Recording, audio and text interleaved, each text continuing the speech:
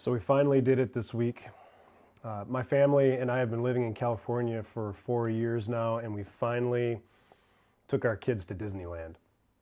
And it was actually a lot better than I thought it would be. I was kind of envisioning the worst: long lines, hot days, expensive, all that kind of stuff. But none of that was really true. I mean, it was expensive, but none of the bad things. Smaller crowds right now kind of made it really nice for our first experience. Kids had a blast. We made it around, did all the rides. But it was the last ride of the day that we did. And I've been to Disneyland. I was a little kid, maybe 4 years old, I think, when I went. So it's been a long time. But the very last ride of the day that we went on as a family is the one known as It's a Small World. And you probably know the ride. You definitely know the song. It plays over and over and over. It gets stuck in your head for the next week. I've been humming it for the past couple of days. And as we were kind of making our way through, it really is kind of a unique and a beautiful ride. It isn't based on any of the movies. It was actually built for the World's Fair that they had in New York, I think back in like the mid-60s. And the purpose of it was Walt Disney kind of wanted to just put together a celebration of all the different children of the world. And that was the name originally given to the ride.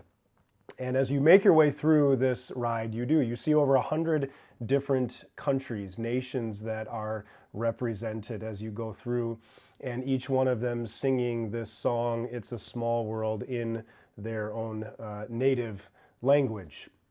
And the song, you probably know, but it goes like this. It's a world of hopes, it's a world of fears, it's a world of laughter, a world of tears. There's so much that we share that it's time we're aware it's a small world after all.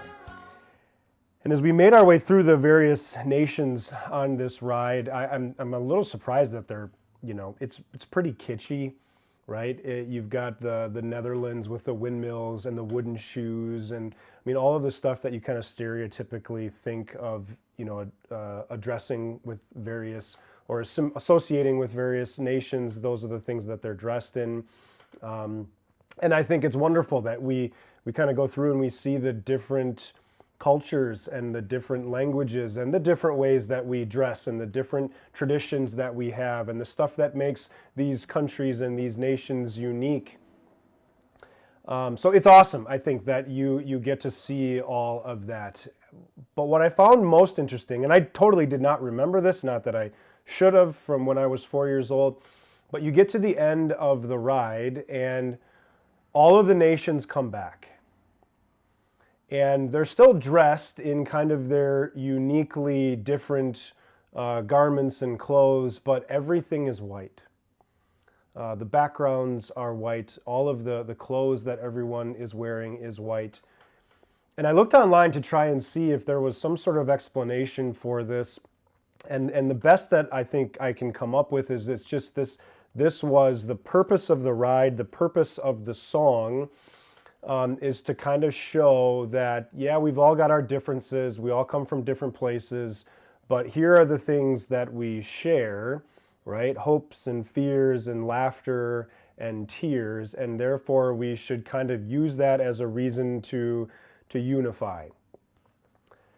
It's a great idea. It's never going to work. It never has. It never will. Until, and this is kind of, I think, the unique beauty of it, and this maybe kind of lets you into the crazy, weird way that a pastor's mind works as we're coming through on that ride, and I opened up, we got into that last room, and you see everybody dressed in white. My first thought was, this is heaven.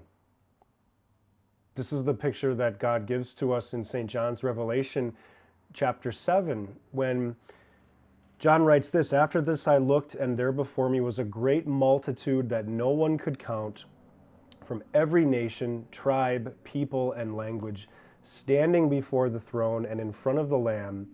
They were wearing white robes and were holding palm branches in their hands, and they too had a song, and this is what theirs sounded like. Salvation belongs to our God, who sits on the throne, and to the Lamb." I don't think that Walt Disney or the creators of the ride or the writers of the song had this in mind. Maybe they did. Again, I couldn't find anything. But it's what I had on my mind as we got there. And I couldn't help but come back to this point that all of the things that the world hopes and dreams and longs for, unity, peace, a cessation of war, comfort, joy, all of the things that the world is longing for, Christianity provides. This is the hope of the new world and the new life and the resurrection from the dead. All of the old order of things, all of the things that we want to eradicate in this world, sadness and pain and suffering and death and loneliness and you name it, all of that is done away with. And when that day comes, when you and I get to enter into glory, this will be the picture of people from every nation, tribe, language, and tongue will be dressed in white robes, and we will all be unified in our songs of praises to the Lamb, unified in how we got there, in the hope that we had, the hope and joy of Jesus Christ and His resurrection. All of that is coming.